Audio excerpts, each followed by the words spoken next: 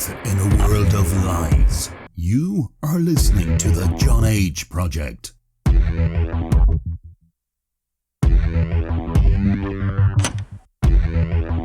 Trust no one. Trust no one. Trust no one.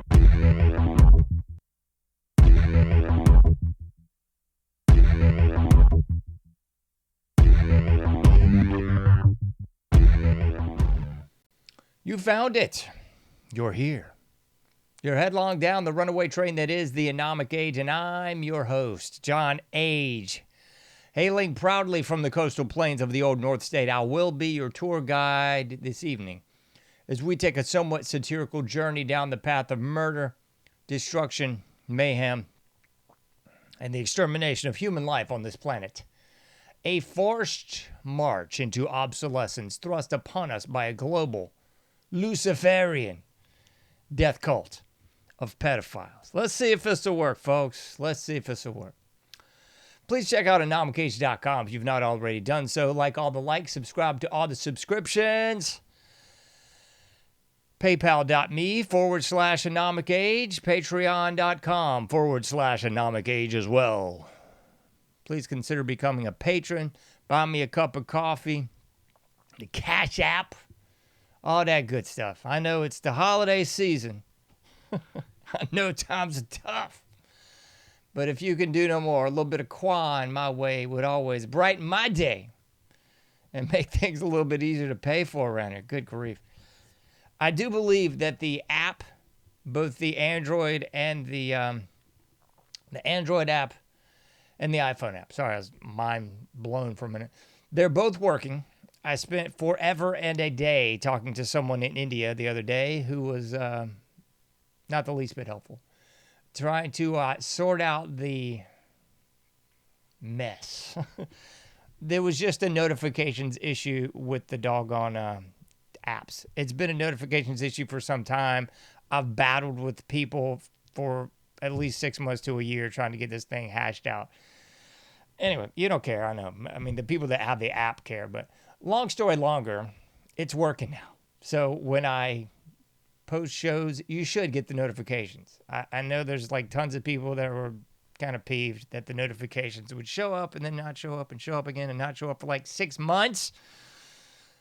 But it's finally back up. It's finally working, at least last I checked, like 48 hours ago. Anyway, you didn't come here for that. Yeah, I know. You didn't come here for that.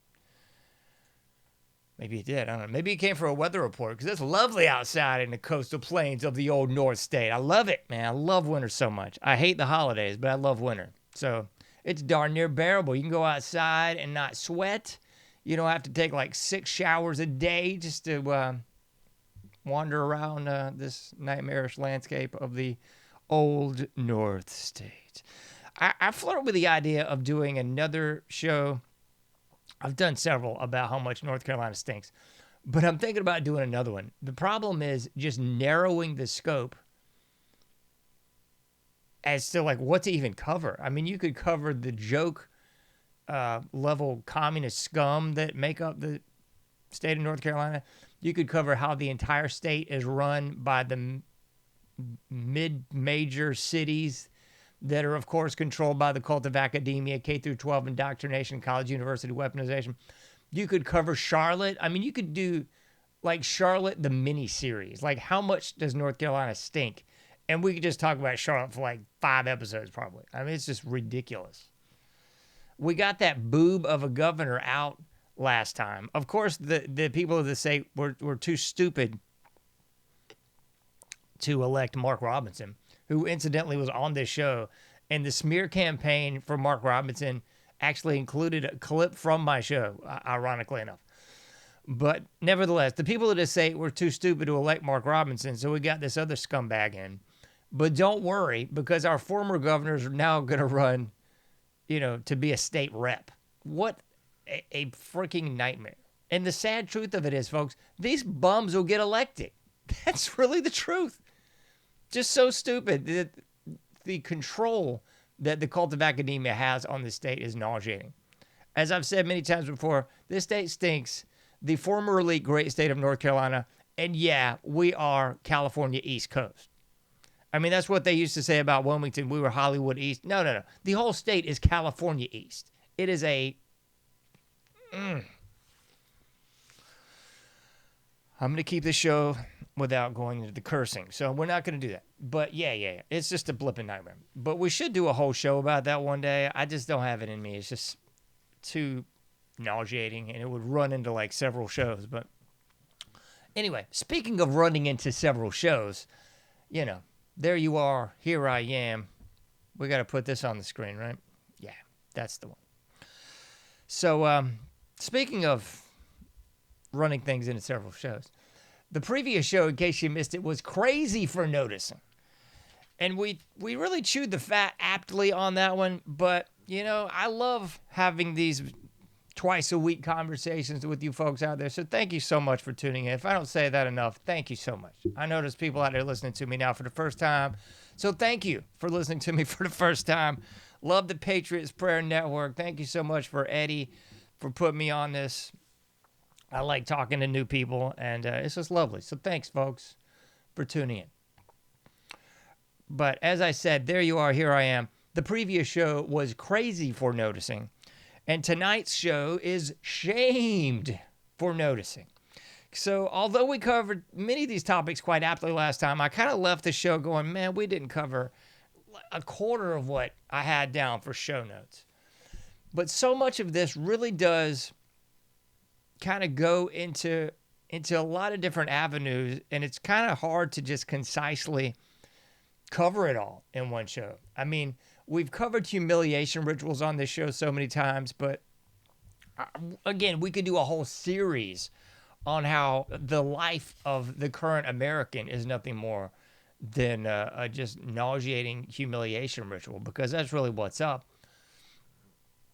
Excuse me. We've covered the Chinese version of the humiliation rituals before on this show, and I really do think that's kind of what this whole thing is. I'm trying to find what the devil this is. Oh, goodness. Sorry, I've got too many doggone screens open. So, yeah, and I was kind of looking into the Chinese thing a little bit more, and I didn't even know this. I should have. Well, I probably shouldn't have because I went to public school.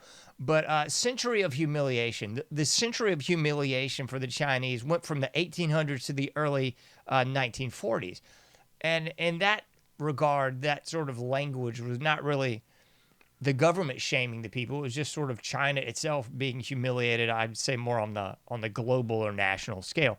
But if you really look at it through the lens of America, you could probably use that same verbiage and call the center of humiliation what we're in right now.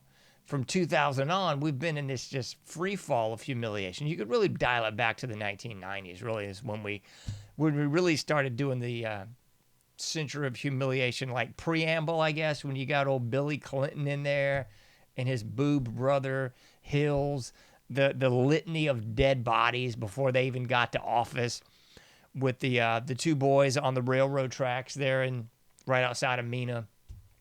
I mean, it was just so disgusting.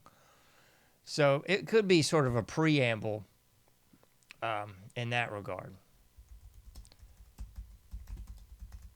I'm trying to find this one word, and it's driving me flipping crazy.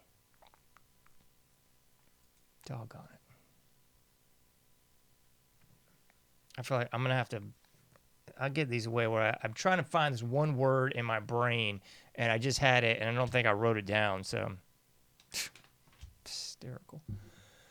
Anyway, we did a whole God blame show on this, and now I'm, like, blanking on it. I need to start, like, dialing it back and start doing this show at 11. Maybe that's it. Hold your potatoes here a minute.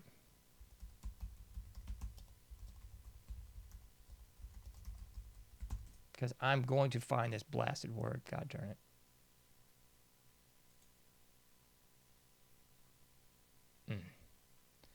We might just have to go to commercial until I can find this stupid dadgum word. This is so stupid, man. All right, I know what we're going to do. I know somebody out there is losing their mind because I'm daring to do something just like this. I'm going to go to the actual video where we covered this mess. There we go. Struggle sessions, for heaven's sake. I had a whole show entitled American Struggle Session. Whew, man. Need some more sleep. It's been a long day, folks. It's been a ridiculously bad and somewhat long day.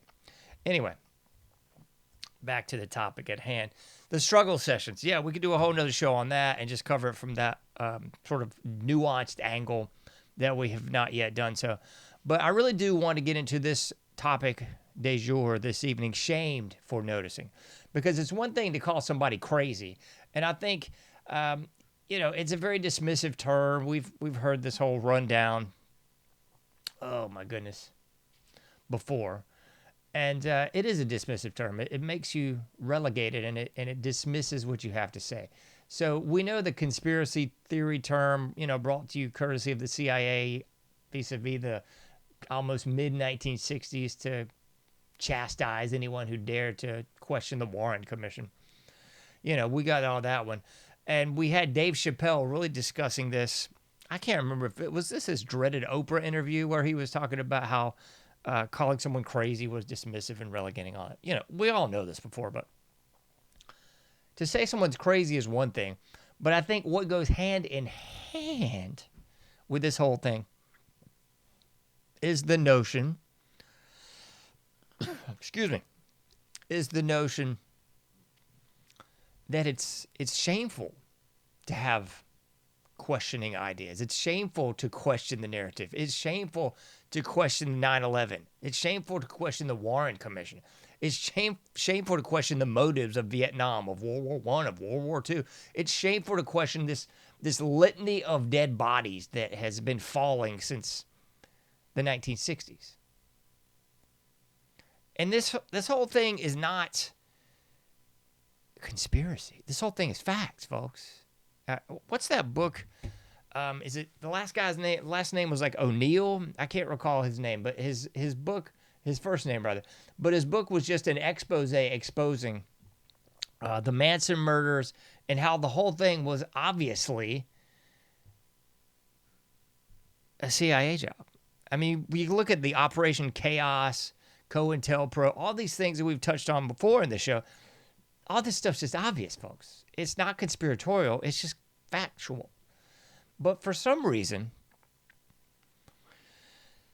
for most of our existence, all of my existence, people have been shamed for noticing. Not just that, but I mean, that's just kind of the obvious stuff. Shamed for noticing, right? And I'm gonna give you like a very basic example, and then we're gonna really unpack it, perhaps, more than people really want to. I don't know.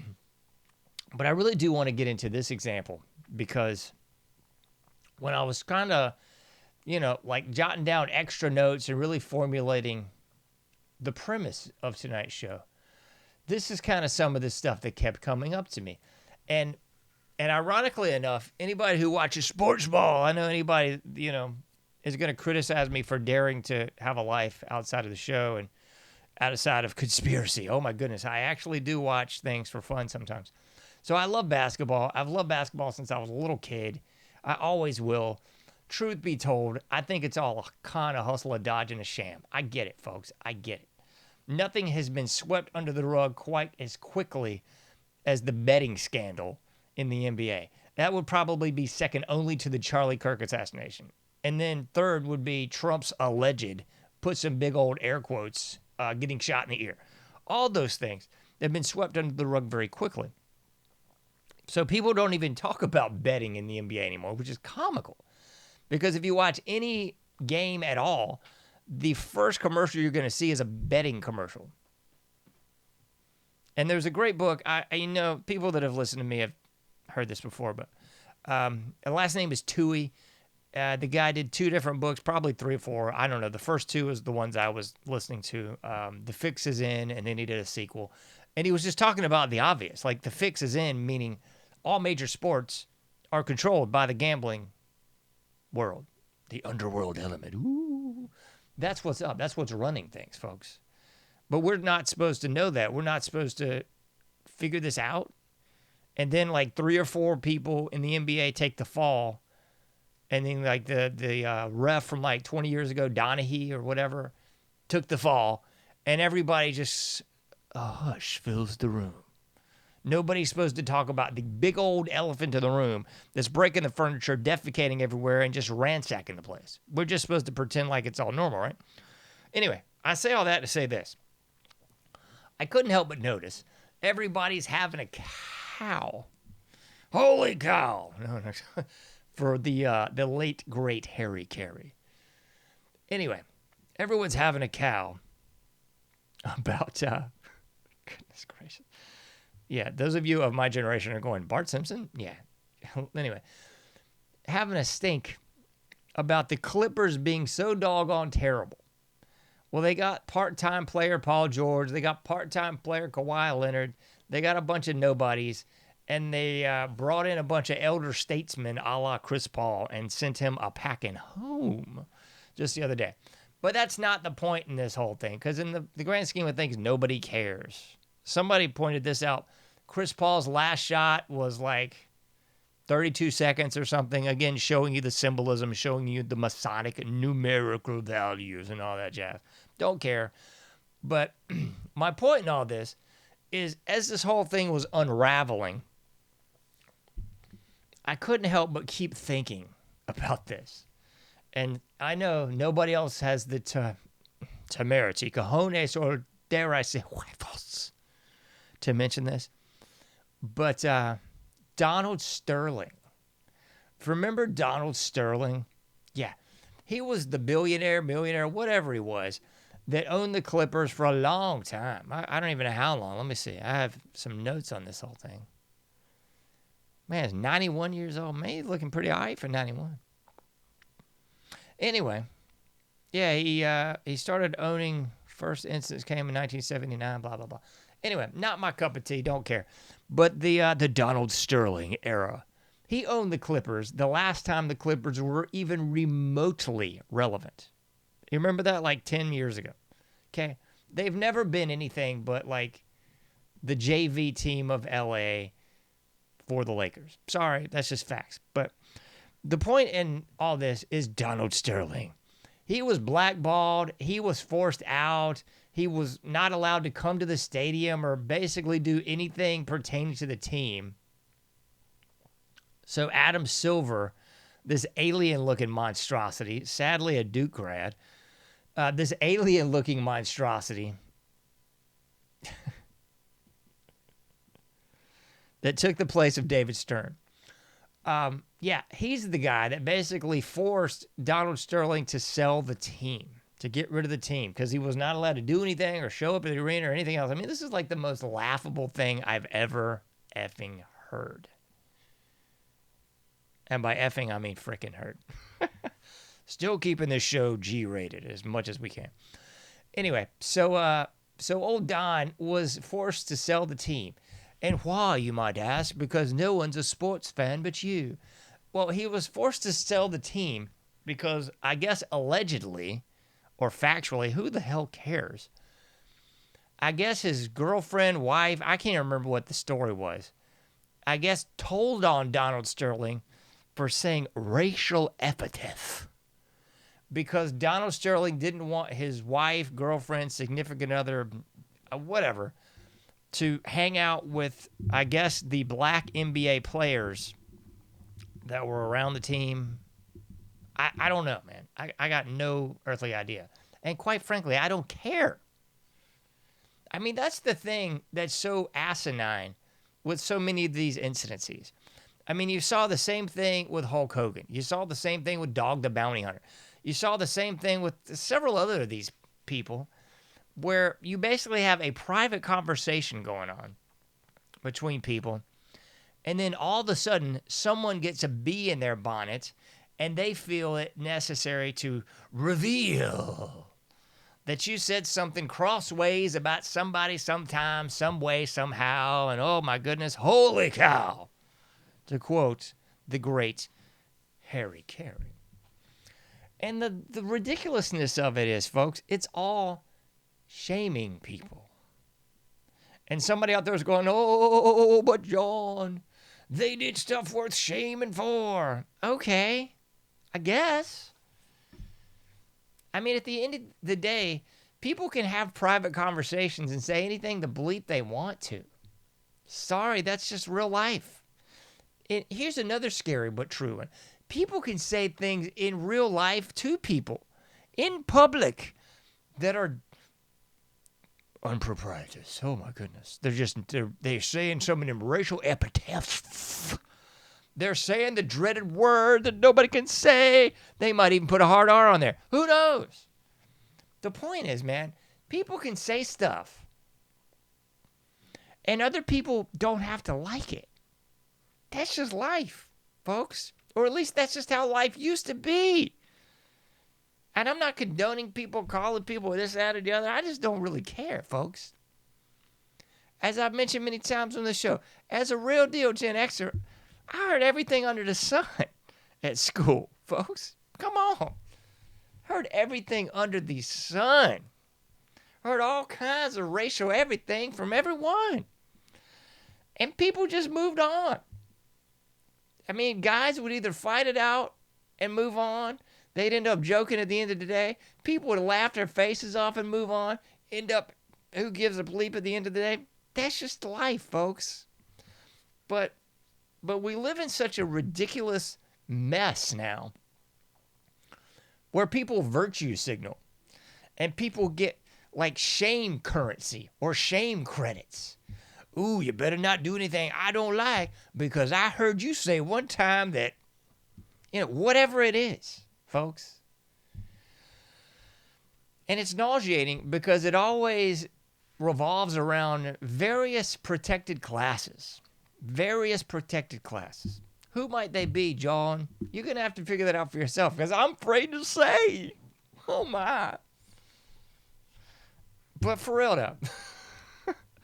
There's so many protected classes now, it's darn near hysterical. Who was the dude the other day? I can't even remember.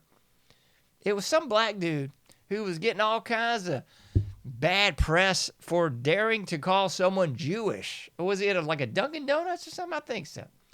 This chap was working at a Dunkin' Donuts. And I guess he'd had enough of some guy and dared to say he's a Jew. Oh, my heavens. You would have thought the blood was raining from the sky. You'd have thought this guy just kicked this man's dog. You would have thought this dude had slapped his kid around or something. People, please come to me into reality. Come on to reality, folks. This is so pathetic and sad. But here's the irony upon ironies. So our greatest ally is clearly like the omega and alpha of protected classes now. I'm not trying to make aspersions on the Bible or anything like that. I'm saying that with levity in my heart. It's not meant to be blasphemous, Lord, I promise.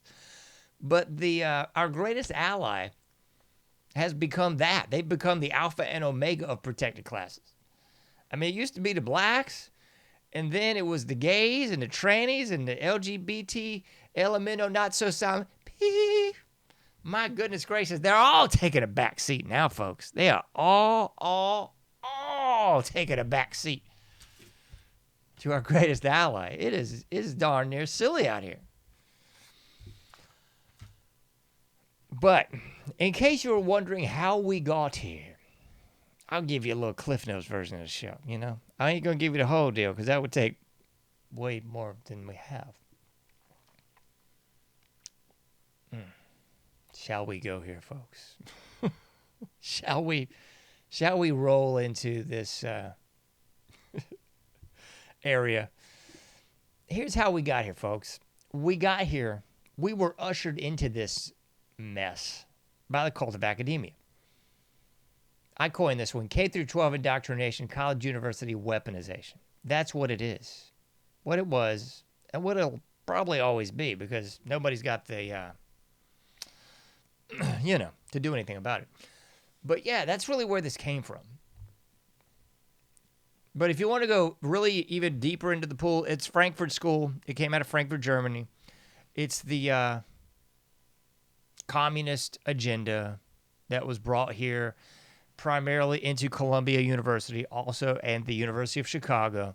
That's where this crap was fostered. And then this satanic disease spread to the rest of the university system and then trickled on down like Reaganomics, but better.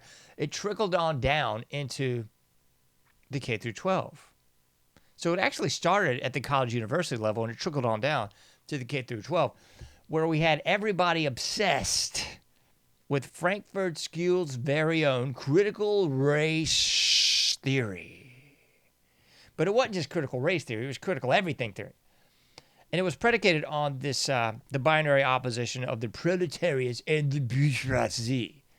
You know, a la Karl Marx and Engels. So that's where this defecation really came from. So you had the proletariat and the bourgeoisie, and then it's like a beautiful shapeshifter because you can pull that string or pull that thing out of your rear end, and you can just apply it to anything. You can apply it to race, you can apply it to gender, you could apply it to sex, you could apply it to Cabbage Patch Kids. This was some more moronic bull butter I saw. I guess it was over the Thanksgiving holiday. There was somebody, don't say the bad word, griping and moaning about racism. It's racist again. It's racist again. It's like Comer Pyle all over again, folks. Citizens arrest, citizens arrest. It's racist again. It's racist again. So anyway, some Nimrod, ne'er-do-well moron, low IQ simpleton was griping and moaning that the doll of color was not as expensive as La Muñeca Blanca, the white doll. Holy shit. Holy catoles, folks. That was the gripe of all gripes, right? That was it. Your doll is cheaper and you're mad about it? Folks, please. Good grief. Can I get in on this racism jive? Because I'd like some jive that's por los blancos. I'm not into muñecas blancas, but I mean, I'm into other stuff. So, I mean, I'm into food. I'm into gas. I'm into insurance.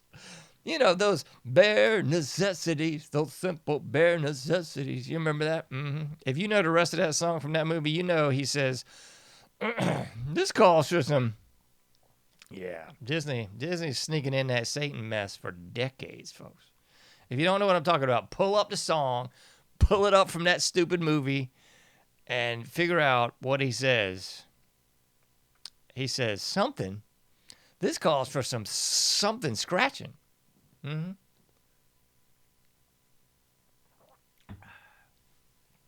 Anyway, I do that just to annoy whoever that person was that was irritated by me smacking and drinking on my own show. Folks, if you don't like what I'm doing on my own show, feel free to go find another show. Ahora. Por favor. Pronto. Vale. Va. See. Anyway. Yeah, I mean, there's some lowbrow bleep out there. You'll love it. I mean, there's just some people that just cover the most moronic mess all the time. I'm sure there's at least 10 or 12 like million plus followers. They're pulling in cash cows over cash cows, and they're just showing cats falling off sofas and stuff. Like the dude that's, what's that clown? I mean, I'm sure he's a nice guy. He just keeps showing like these asinine clips of people like falling down at a workplace and like people doing the most idiotic mess at a workplace, and he makes like this face every time. And yo, dude, that guy's got to be making some serious quan. And I mean, that probably takes like 30 minutes to do. I don't know. He's probably doing it all with AI anyway, so it's not even him. But anyway, dare I say, there's lowbrow stuff out there. If you're not into this one, please, by all means. Adios. Anyway, back to the point here. That's really where all this mess came from, folks. To the K through 12 indoctrination, college, university weaponization. But here we go, because there's one more that many don't dare say. It's the forced... Goodness, how am I going to say this nicely? It's the forced assimilation that came after the Civil Rights Act. And I'm not saying that assimilation is necessarily a bad thing. I'm just saying that it clearly decimated both populations. The populations of color and the populations of Los Blancos. Because it was forced assimilation at the barrel of a gun. Make no mistake about it. And I'm not saying that it shouldn't be all people living together, holding hands, skipping rope, and whatever. I'm just saying it fouled up everybody, folks. Because prior to that, you had thriving black communities that were run, owned, operated, controlled, and everything else by black people. And I guess basically overnight, that just got shut down to get down because everybody was forced to assimilate. Just the facts. And then, don't worry, it got worse. Because then, at the barrel of a gun, you had the forced assimilation. And then you had the great LBJ, the guy who probably has something to do with the old assassination of at least JFK. You had his lovely plan where it was just money for the people, money for the people, money for the people. Of course, you had to be the right people, and you had to have no father in the home, and you had to have multiple kids by hopefully multiple parents. And then you had Nixon's war on drugs, which was the drug war, which was done to take more people out of the home and further foul up the neighborhoods. And then you had, of course, the ghetto. Who could forget that great song from, what is that, Talking Turd or something? Anyway, all that stuff just made things epically more fouled. And here we are in 2025, year of our Lord, where you are shamed, ostracized, cut out at the knees if you dare to even think about talking about it. Shout out to the great Big Reed from Philly. I'm gonna have to send some of these shows to him. He's never gonna watch them probably, but this gentleman is a black man from Philadelphia, and he covers this kind of stuff all the time. He uses a whole lot better words than me, but I ain't mad at you. I ain't mad at you, Big Reed. Love your show. Love your content, man. I'm just happy somebody else is saying it. Somebody ain't afraid of getting shamed. You see, if you're a Blanco and say it, then they throw out all the big shaming words of racist and xenophobic and anti-Semitic, and people just cry. But if you're a person of color, then they call you a coon and an Uncle Tom and a hard R's and everything else is thrown at you. So I don't even know which is worse, man. It's kind of not even surprising to be hated by other people, but it's just downright sad to get hated by your own people. What a bunch of bull, man. This is old hat stuff, man. I knew this as a youngster, as a young whippersnapper from watching a great episode of The Jeffersons. Man, if you ain't ever watched The Jeffersons, you need to get on board. The Jeffersons are great, great, great, great TV. Anyway, there was a great episode of The Jeffersons where I believe it was Wheezy's uncle, I do believe, came there. And George was all too happy to call him an Uncle Tom, and I believe throughout the coon word and everything else, just disparaging this man. Because he worked for a white man, and he was well-to-do, and he spoke well, and he was well-dressed and everything else. And the crescendo of the show, I'm not breaking any big bounds here, but the crescendo of the show was, and it's a famous actor too. This guy's been in so many shows, I can't think of his name during it. Anyway, he basically reveals to George, Sherman Helmsley, that he is proud to be called an Uncle Tom because he unfurls the real history of Uncle Tom and how he was an abolitionist and helped blacks get free, and he did all this work for his people and his community. And the real nail biter, or the cuts to the bone, is when he says, "I'd never call you an Uncle Tom, George," intimating that he didn't have what it takes to be who that guy was. To fight for his people, to be well-dressed, to be well-spoken, to be a well-to-do man. You know what I'm saying? So that's really the deal, man. That's really the deal. And this show came out, I think this was like late 70s. It may have been early 80s, this episode. I believe it was in season 2. It's irrelevant. But more to the point is, it's shaming. It's shaming people all the time for noticing. It's shaming black people, it's shaming white people, it's shaming all people in between. There must be like a multi-level, heavily funded Candace Owens shaming racket going on right now. Because all over social media, it's all these clowns going, do you still listen to Candace? Do you still trust Candace Owens? Do you still blah, blah, blah, blah, blah. Who the hell? And here's why the shaming campaign's going on. And I don't even give a rat's patoot about Candace. I got the whole dossier on the girl. Yes, her origin story is she had a whole origin story of having an expose site where she was revealing who people were and where they lived or whatever. I just don't care. I just don't, folks. But, you know, flash forward where she is now. I heard Owen Benjamin, like, questioning whether she actually gave birth to 4 kids. I don't know, man. I don't really care. All I'm doing is looking at her content. Okay? I don't even like or love all of her content. But I will say this. She's actually asking the tough questions, I think. She's asking the questions that nobody else seems to be asking. She's actually trying to dig deep on this whole thing. And if Charlie Kirk's really dead, and if all that thing really happened as planned, if it wasn't some big AI scam, good grief, we all saw the chair go through the blipping table, okay? I believe nothing anymore. Zero. Settle. But anyway, if this all happened as planned, she seems to be the only chick worth it that's even trying to figure this thing out. Which is probably why there's a pretty good disinformation campaign. You know, just saying. She's calling all the clowns out, folks. So, fake, real, or otherwise, I don't know. Same thing with this Mayo Yiannopoulos boob, man. I don't know what's up with him either. I got no clear read on him. I've seen the pictures of him and Laura Loomer like bloodied in some tub. That looks like some occult shaman ritual to me. He was clearly coming out as gay, and now he's saying he ain't gay and no more or whatever. I don't like Tucker nor him necessarily, but I'm going to play this one for you. Let's see if I can play this one for you. I don't know if this cat's on something or if he's just a goofy cat. I don't know. Check this out. See what you think. I'll just play this one for you. This is him on Tucker a couple days ago. Yeah, I know the whole story with Tucker too. His dad's CIA, Tucker wearing the little red bracelet signifying he's down with the special people that are the only people that matter. I don't know. Let's just listen to this from Milo. Here we Oh, I know a bunch of them. Yeah. Right, of course, you work in, and I used to work in conservative media, and it's all of them. It's everybody. It's everybody. Oh, I know. They're all faggots.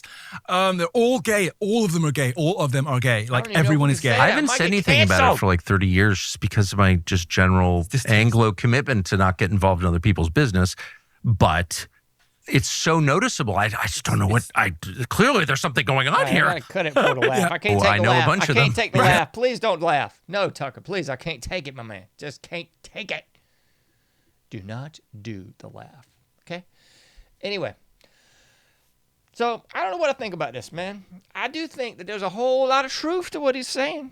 Whether he's gay, straight, or otherwise, I don't really give a rat's. I don't know how many bracelets dudes should be wearing, but I ain't down with Tucker wearing the red bracelet of Israel. That's the weirdest thing, man. You look at some of these cats, all these dudes repping some weird jewelry. Man, I got a wedding ring and that's it. I've tried to get into watches. They annoy me. I'm not into necklaces at all. I'm not into anklets. I ain't into nothing else, folks. I got the wedding ring and that's it. At some point, I wouldn't mind getting a watch again, and I'll try it. I mean, I'll just try it. I gotta say, they just annoy me. But anyway, back to this shindiggity dig, huh? He's making a pretty good point. He's calling out the Republican Party for having a whole lot of small bundles of sticks around. Again, shamed for noticing.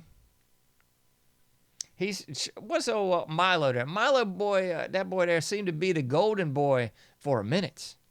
As long as he was flying the gay flag, all the Republicans, he's our, And then you see the same sort of thing with various black figures that show up on the Republican side of things. They immediately become the best thing in the world, a.k.a. Talmud Tatum. He's another one. You know what I'm saying? So I don't look at people through this demographic lens, even though I was taught that through K through 12 indoctrination, college, university weaponization, and then some. I mean, that's what you get taught, folks. It's disgusting. It's disgusting. We shouldn't really be looking at each other through these asinine lenses that have been thrust upon us by the Marxist satanic death cult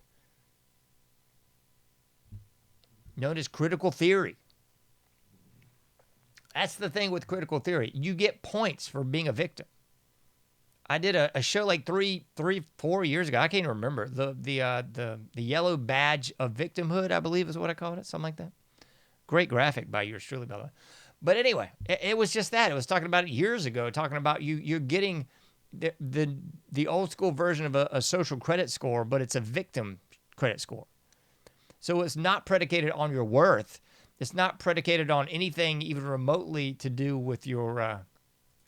Speaking of which, we're going to have to play this one more time. One more time. I love this one, too. How are American politicians able to act on behalf of a foreign nation against its own citizens and not be considered treasonous? Because everything is fake and gay. Hey!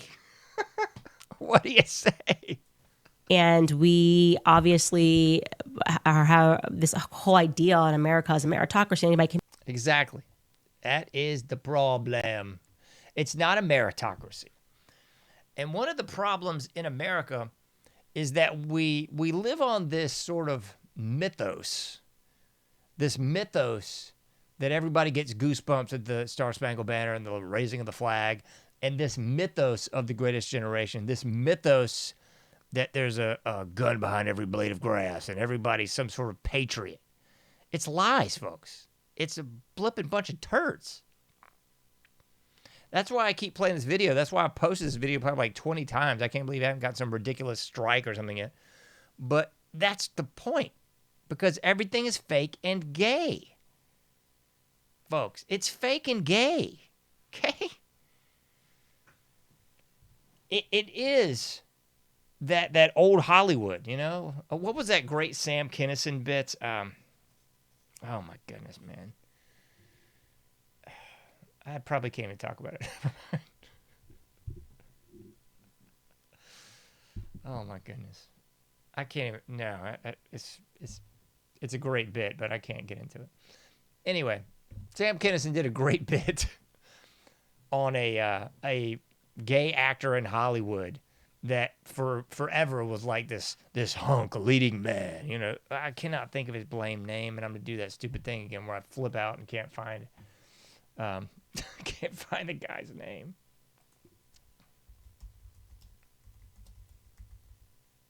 And he died of AIDS. Oh my goodness. Rock Hudson. Thanks, stupid internet. Rock Hudson. Yeah, that was the one. He did a very adult bit on that. But the problem is everybody is too afraid to say anything that might hurt someone's feelings. Anything like, you know what, the Civil Rights Act, not a bad move, but it really screwed the black community. Don't you think? Just a little bit. I mean, you look at the mess of today and you go, I don't know how this came from. Like, that's the stupidity of it all. Like, people are expected to look at the mess that we're in and somehow just go, I don't know how it happened. I don't know. It's so comical, man. It's like AJ talking about the globalists forever, but refusing to actually give credit where credit is due. And I think you know who. It's just like, what? Here's some crime statistics. 13% of the population. I mean, the great John B. Wells mentioned this so long ago, and I always was like, that's a pretty blame good point. It's been 13% of the population for my whole life. How is that possible? But then you got to factor in like the largest demographic aborting their babies is the black community. But this one, 13% of the population allegedly, and 52% of arrests for violent crime. We're talking about black males.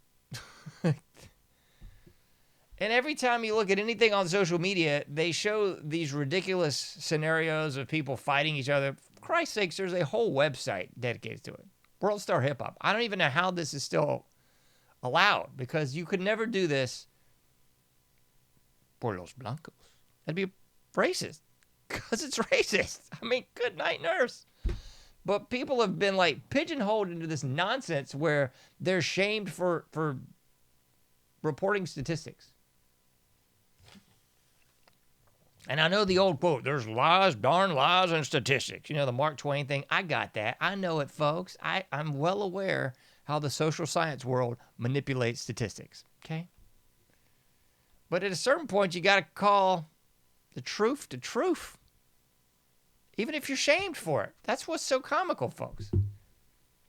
People are shamed for it in every demographic, but yet the people that toe the company line are exalted for it. See how that's just completely deranged? And I suppose you can only like question or besmirch your own people, but then again, you can't even do that. Isn't that crazy? Like, I'm convinced that was the shtick with Cosby from like 20 years ago when he was telling black youths to get a job and pull up their pants and speak well. And the things that Cosby said 20-some years ago before he was blackballed as like the most villainous man alive. And I don't think any of that stuff's right. Please, don't get me started. Of course it's not right. But you also have to look at the people and the time that they're in. In the stupid realm of anthropology, it's called historical particularism. That's actually a thing. It's straight out of the Frankfurt School. It's straight out of Franz Boas. It's straight out of anthropology. So they call this historical particularism, where you're not supposed to compare one time period from another and say, oh, my goodness, they did X, Y, and Z 50 years ago. What in the world? Those people are all racist and heretics. But I guess that only applies if you're studying some random culture across the sea. It can't possibly hold water in your own culture. It's just really bizarre. Really, really bizarre. So, let's pull out some of these other ones, because I wrote the most ridiculous list known to man of things you can't criticize. You can't criticize anybody that's black. You can't criticize anybody that's a woman. You can't criticize anybody that's gay, lesbian, pedophile. Because after all, the new, well, it's not even new. They've been pulling this for years and years with NAMBLA, the Gay Boy Love Association, or whatever this mess is. They've been pulling this card out for years, and it's almost taken root that this isn't a crime, it's just a condition. What? You mean being a pedophile, floor-flushing piece of pond scum's like having sickle cell? No, it's not. That's horse patoots, folks. That's horse manure. Anyway, also, folks, you can't criticize. Of course, you can't criticize our greatest ally. Here's some other ones you can't criticize. You can't criticize trannies. And I don't even know why you can't say trannies anymore. Like, the word trans comes from trannies. Comes from transsexual. I mean, that's the root of the blipping word, folks. It just makes no sense at all. But what else you can't criticize? You can't criticize fat people. You can't criticize fat people. Like, all this stuff, folks, all of this stuff has just been normal society for generations and generations and generations. And it was not always mean-spirited. It was just like, hey, buddy, you put on some weight. What the freak's going on?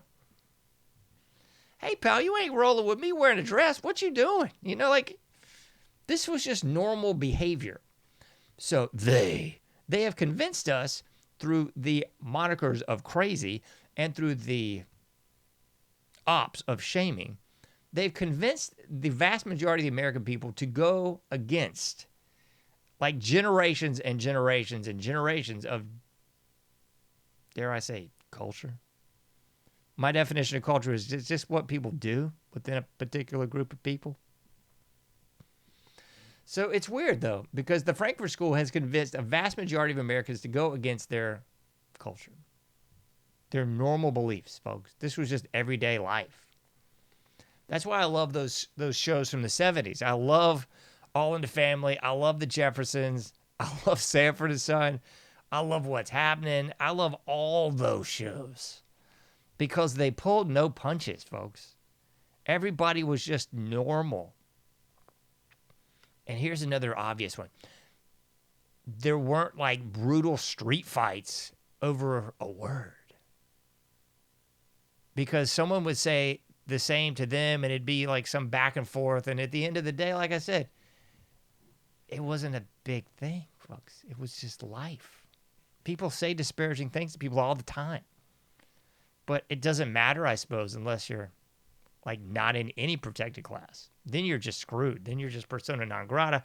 And you're like the fair game of fair games. That's why they have polar bear hunting parties. And you see these various white folks just getting beat to death all over the place. And people just sitting around going, I can't say anything or I might get shamed. Don't say it. Don't look at it, Bob. Don't look at it. It's just the weirdest predicament that our society is in. And it really stems from weakness, but it's weakness based on conditioning.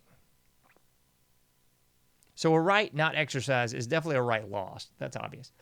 But I would also say that the conditioning, the mental factors that go into to shaming people, that's really what it boils down to. It's mental factors. And you can look at cultures like the Amish that do shaming, and it's done for, in my humble opinion, the right reasons. So that's what I was saying before. I mean, shaming is not a bad thing. It's just part of life. So when you, well, I mean, again, it's so weird to talk about this because it doesn't happen anymore. But used to, you know, people would catch flack for just being a whore. Not anymore. Now there's a whole channel. Well, there's multiple, but there's a whole channel where whores just take to the internet. And they're rewarded for it. They're whoredom. That's weird. There used to be a time when sex out of wedlock and having children with no fathers or multiple fathers and all this in between, that was frowned upon, folks. But we got taught and sold a bill of lies. And this all got peddled and promulgated through the cult of academia. We got the magazine Playboy. If you know the history of that, it's CIA all the way, folks. I did a great show with Dr. Reisman before she passed away. I'm trying to think of this guy's name. He's from Indiana University. She did so many exposés. Alfred Kinsey. Thank you. Alfred Kinsey. She did so many exposés, books, documentaries, everything exposing this pedophile piece of pond scum, Alfred Kinsey, who put out 2 books which were really like the primers for the sexual revolution of the 60s. 2 books talking about male sexuality, one talking about male sexuality, the other talking about female sexuality. Come to find out, these books were getting people in prison as their quote-unquote subjects. Statistics skewed just a bit. They were getting pedophiles. They were getting gay men in prison. They were getting this sort of real highbrow scum. And the crux of it was all just predicated on pedophilia and predicated on open sexual relations with anybody. That's where this came from, folks. There's another guy, his name's Dr. Money, if I'm not mistaken. He did the same sort of grotesque experimentation with 2 different boys, which he cut off their genitalia and made them trannies. One kid overdosed, the other kid suicide. Disgusting, folks. But it was all in the same time frame, late 50s, early 60s. Same thing with Playboy. Late 50s, early 60s is really when it got its wings. And this all just became the norm, folks. The counterculture was a counterfeit counterculture, promulgated by the Tavistock Institute and CIA. The anti-war movement and the hippie counterculture was nothing more than COINTELPRO, Operation Chaos. So if you're wondering where all this came from, it came from the mythos of America. And we're still living and basking in the mythos. We're still living in the music of that era. I've done so many shows on this. We've talked about the music of 60 plus years ago is still popular music. That was never a thing. until the 1960s. Because the youth culture was created. It was pulled out of nowhere because there was no youth culture. It was you're a kid, you graduate high school, you go into a job, you go into the military, you're an adult. Not anymore. Now we have this just preponderance of infantile, asinine behavior. Really, is what it boils down to. Infantilization is really what it is. You're treating adult people like infants for just decades upon decades now. But so much of the society and culture has played into that. So it's not just one thing. You can't just look at that one thing and say, oh, it's a Kinsey book. Oh, it's Dr. Money and his tranny research. Oh, it's the Jews in Germany that were doing the tranny stuff. It all really culminates. But so much of it is Frankfurt School. So much of it is out of Germany. So much it is the greatest allies. But there's so many other threads that you can pull in this too. It's a perfect storm. That's why I was talking on the last episode just about, the year 2000 and what that really meant. Because we all got sold one bill of goods, but we were given something completely different.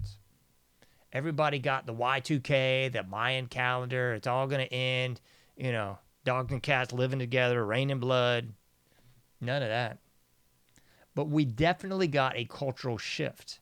And it was a cultural shift that I would argue on par with the 1960s.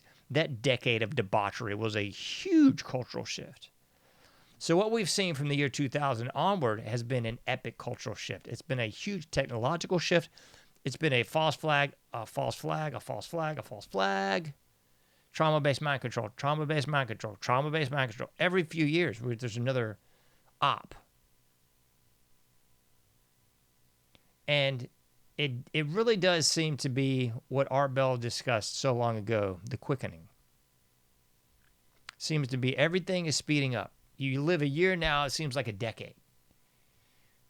And there's no good posts anymore. Have you noticed that? Every time there's a New Year's, you see these sort of dark satirical posts like, oh, we made it through this year, and the next year is showing up. It's like a train, So there's always some like macabre, morose, just dark humor of like, man, we made it through this hell. Don't look now. Like that old Embrace song. It's the end. What is it? So it's the end of a great big year. There's another one coming, something like that. It's saying just that, folks. And that's the sort of dark satire that we live with now. And it's because things really are that blipping bad. Sorry, I hate to break it to you. Things really are that blipping bad. And I'm sure that like my audience is full of people that are, just reeling in big money. Everybody's doing great. Everybody's going on 5-star vacations. Everybody's got 4 cars in the garage. Everybody's got a summer house, a winter house, and a house they just live in occasionally. Sure. Telling you folks, it ain't like that for the normal people. And I was really close to doing a show tonight on how much I hate the holidays, but I'm gonna hold that off for at least one more show.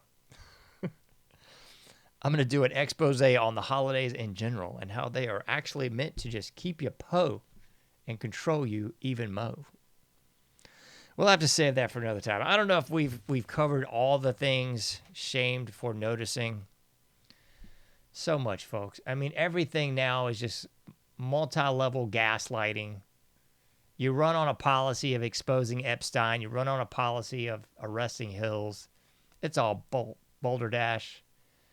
And nobody even blinks. Nobody even is like seemingly upset. It's kind of like, oh yeah, they lied to us again. Oh well. It's this really weird thing on the right. And it's the same nonsense on the left. They just haven't realized it's the same thing yet. But it's really weird where it's like both parties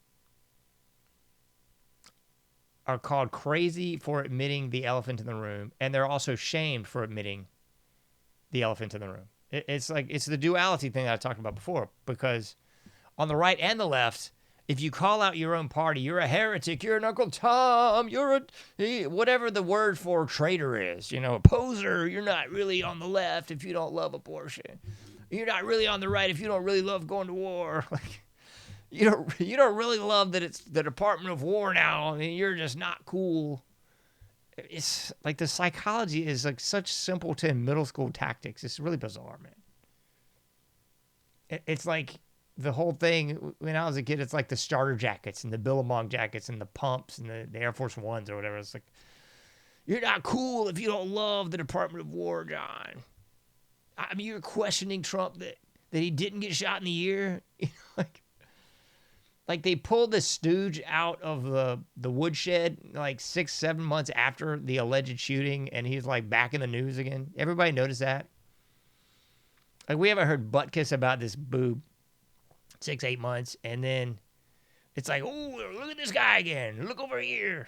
I got some shadows on the wall. It's like we live in Plato's allegory of the cave. We live in this bizarre cult-like nonsense where you have to follow and subscribe to your party's bull, or you get called crazy, and you get shamed for noticing.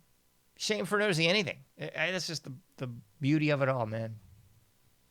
If you don't fall in line with the black thing, if you don't fall in line with the white thing, if you don't fall in line with the I hate the Jew thing, if you don't fall in line with whatever it is, then you're just not hip. You're not in the know. You didn't know.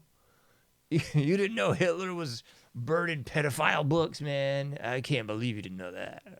Like, what the? And it's that same sort of pretentious hubris and arrogance that just nauseates me. So this is another pet peeve of mine. I'll send people, family, friends, whatever, information sometimes. Oh, I heard that. I already found that. I already heard about it. It's like, and it's that same sort of thing where it's like, oh, you didn't know that the pedo books were the ones getting burned. It's like this one-upsmanship of one-upsmanship. It's like, you can't just say, oh, man, that's really interesting. Instead, it's got to be shaming somebody for not knowing something as quickly as you. I mean, I thought the whole point of doing alternative media shows was to actually reveal things to people that didn't know. Like, who wants to be in an echo chamber? Who wants to be in, like, just the audience of, like, yes, yes, yes, yes, yes, yes, yes. It's like that old episode of the Flintstones where Barney and Fred, I think the Great Kazoo, like, creates body doubles of them, and one can only say yes, yes, yes. The other can only say no, no, no. It's comedy, but I mean, that's kind of where we are as a society. Yes, yes, yes. No, no, no. You can't inform people anymore because it's this bizarre one-upsmanship. Well, I heard about that 20 years ago, man. You didn't know? You didn't know Alex Jones did that like 20 years ago, man. Oh, my goodness. Or the other guy. It's really the other guy. Hour of the Time. Milton. Milton did it before that. Newsflash. There's a great guy in the 60s that I have the recording of that did it way before that, too. And then there's the other guy that did it way before that, too. That's the news for now. You know, that guy. Mm-hmm. Anyway, folks, please try to be better to each other. I think that's the point of this whole blipping show tonight. Stop calling people crazy. Stop trying to shame people for having a different opinion than you. And stop trying to one-up people for having information. You're supposed to share the information, right? That's what you're supposed to do. It's not just share the good news. It's also share the information that you have that others might not have. And somehow on the right, especially, it's like people don't compute with that anymore. It's so bizarre. It's like you can't say someone's retarded, but you have to treat someone like they're retarded if they don't know, like, the information that you know. Which is totally counterintuitive and insane. Instead, you're supposed to help people that don't know that stuff, right? That's the whole point. Instead, it's like, ha, you don't know what I know. Instead of like, I want to help you to know more. I want to learn more. I'm not a demigod of virtue and knowledge. There's tons of stuff that I don't know. Tons of stuff you don't know. Tons of stuff that we can all learn from each other. So please stop trying to call people crazy and shame people. And somebody else going, it's not the right, it's the left. Okay, if that's what you think, that's okay too. But eventually, you might have to admit that it's the right. It's the right, it's the whites, it's the blacks, it's the Jews, it's the Muslims, it's the Christians. It's all of them. They're all doing the same idiot mess. And none of it's actually Christian. That's the funniest part of it all. It's all pharisaical crap, folks. It's all the legalism and pharisaical crap that Jesus was like, hey, you know, this is horseman. I'm not doing this, guys. I'm flipping tables. And now on the right and the left, everybody's like, oh, don't flip the table. Don't flip the table on the left. Oh, we got to go left. And the people on the right are like, don't flip Trump's table. He's our savior. And we're Christian. It's a wide world. It's a wide and wild world, folks. I've gone over time. You can't do everything, but you can do something. Get out there, do your part, make a difference. I'll be seeing you sooner than later. By that I mean on Tuesday at 11:30 p.m. Eastern Standard Time in the Anomic Age.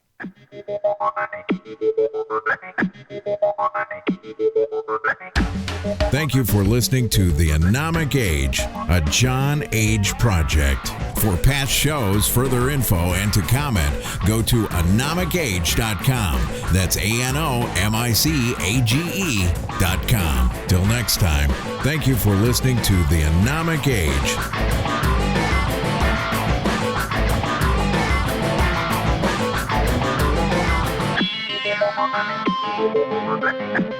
Thank you.